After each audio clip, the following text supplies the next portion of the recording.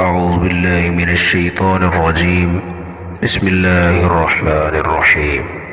وآية لهم الأرض الميتة وأحييناها وأخرجنا منها حبا فمنه يأكلون وجعلنا فيها جنات من نخيل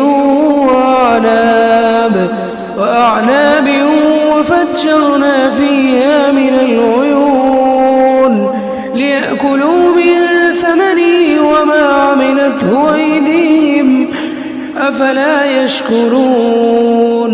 سبحان الذي خلق الأزواج كلها مما تنبت الأرض ومن أنفسهم ومما لا يعلمون.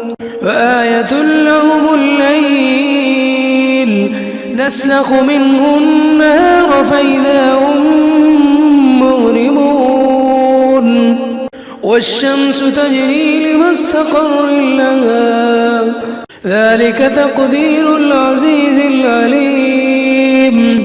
والقمر قدرناه منازل حتى عاد كالعرجون القديم لا الشمس ينبغي لها أن تدرك القمر ولا الليل سابق النهار وكل في فلك يسبحون. وآية لهم أنا حملنا ذريتهم في الفلك المشحون وخلقنا لهم من مثله ما يركبون وإن نشاء نغرقهم فلا صريخ لهم ولا هم ينقذون إلا رحمة منا ومتاعا إلى حين. وإذا قيل لهم اتقوا ما بين أيديكم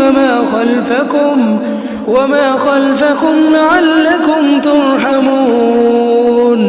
وما تأتيهم من آية من آيات